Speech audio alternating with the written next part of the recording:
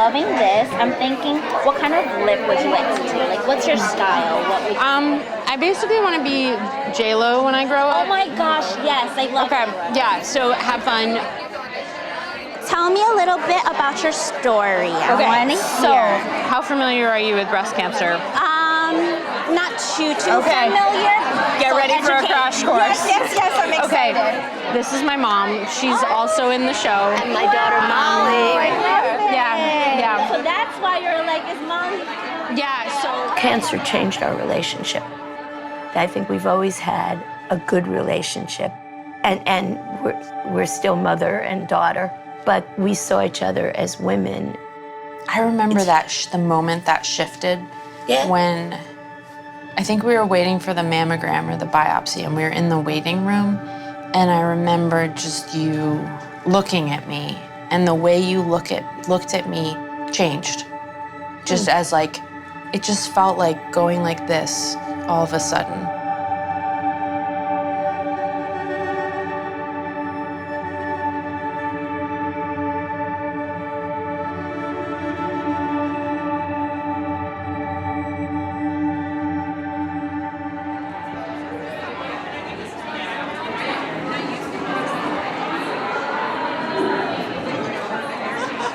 Okay, who wants to go first? Should we do Nervous Nelly first? Nervous Nelly. Okay. Okay. I broached the subject with my mom, and she said, do I have to be naked? And I said, absolutely not. And she said, okay, I'll think about it, which was farther along than I thought I was gonna get an absolute rejection. Give me a little bend over and, Tits up, Mom. Tits up, Mom. Love it. Oh my God, you look beautiful. Okay, Molly. No, that doesn't work. So you can have a bra and scarf? Nope. I hope I have underwear on. We don't know that part yet. Okay. I mean, going into this, I felt really, really intimidated. But in a general rule of thumb in my life, if something scares me and it's not gonna hurt anyone else, I should probably do it. Yeah. Like you almost are gonna walk with your underwear, just kind of like boom, bam, bam, bam, bam, bam. And then when you get to the end of the runway, I want you to take it off. I knew you were gonna make me do that. Tie it around your waist, and then you're gonna flip around. For me, recovery has been harder than treatment. And so Penn choosing to be involved in this is such a kindness to patients. And I think that it is a reflection of Penn really saying, okay, we get it, that this doesn't end when you leave our doors. Look around! Wow, I'm gonna cry already. I shouldn't cry yet. Our first year, we showed the world that people with breast cancer were strong, that they were beautiful. It was a huge, huge moment for all of us. And I just say that because there is a reason why you are here. You are here because somebody sponsored you and believed in you to tell your story on the runway.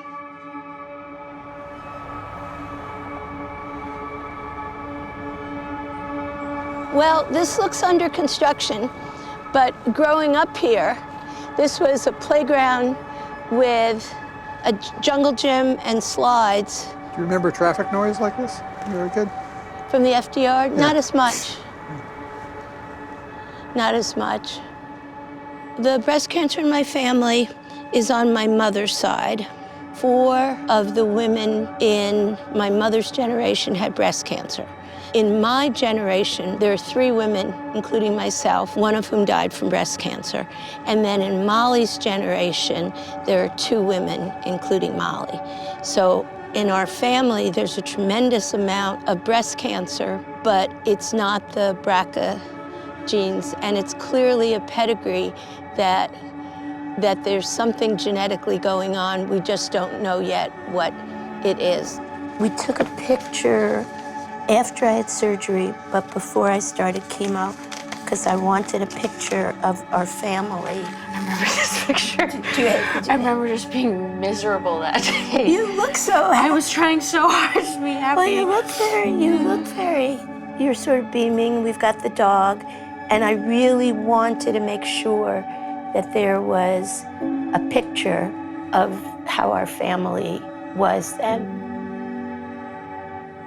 When Dad and I told you that I had cancer, I remember you burst into tears and said, "Oh no, first grandma, now you, am I gonna get cancer?" And so I thought that one of my main jobs then was to try to keep your world as stable as possible.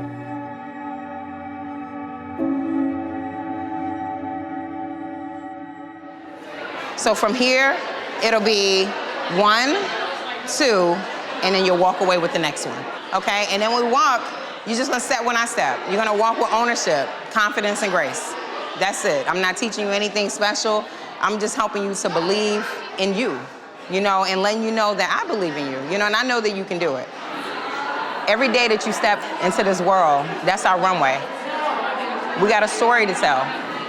And sometimes we were not gonna have the chance to verbally have that conversation. So I came up with Strut Talk. It's the conversation with no words. Now walk. Yes. What this is about is that we have a decision and a choice to make every day when we wake up. Am I gonna walk in this or am I gonna strut through it? Yes. Oh my gosh. Yes. That was good. That was good. And like I said, yo, I know. Listen, y'all don't. Sorry, nothing. Ugly crying. When you called me when you actually got the cancer diagnosis, I was with students and I saw your call and I raced out in the hall. You called Dad, we raced home. But I just remember thinking, this should be me, not you. That this should be me, that it wouldn't be good, but why not me? I'm older, I have my life. You shouldn't have to go through this. I felt like I'd done something wrong.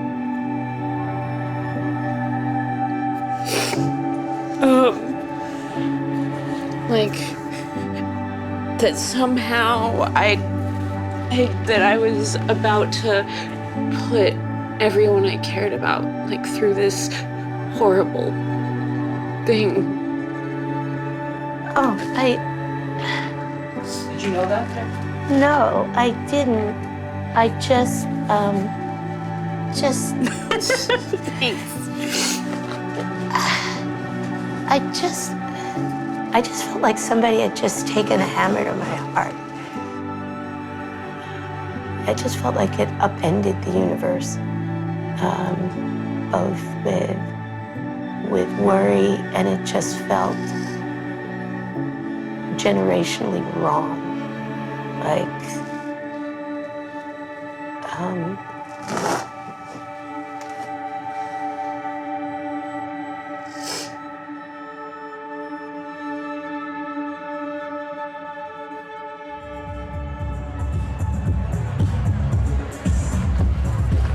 Do your right, guys. Do your right.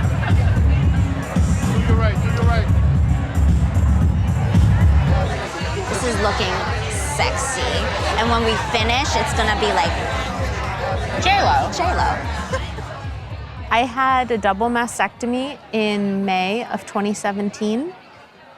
For a very long time, I didn't quite process what had happened. I kept looking down and being surprised and horrified. It felt like it robbed me of my sense of womanhood. You know, it's a combination of the loss of your hair and your breasts, but I think it's also deeper than that. I like thought about it a lot and I was like, I'm never gonna be normal, you know? Like, I'm not gonna be the person I was. I'm not gonna be a woman who didn't have breast cancer. And basically what I got was like these tattoos that cover all my scars, and they come down like to here and they cover like, and it's like you get art instead of like, it looks just like I'm like every other girl who's like tatted up. I think one of the major reasons that this show is just vital is that it's an opportunity to reclaim our sense of femininity, whatever that means. And I think it's a chance to feel that in the presence of others.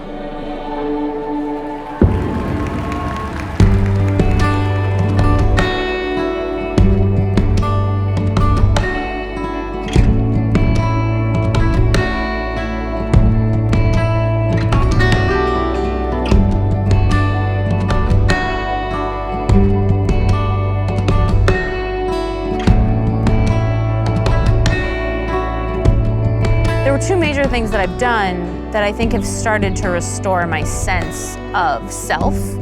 And I think one was getting mastectomy tattoos, and the other was getting on that stage.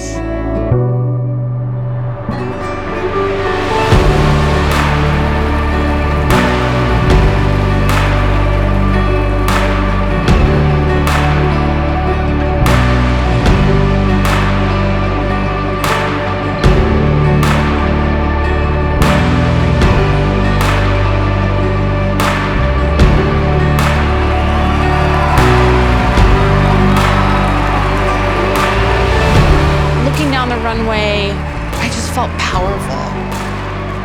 Being able to say, I'm here, like, to see this illness.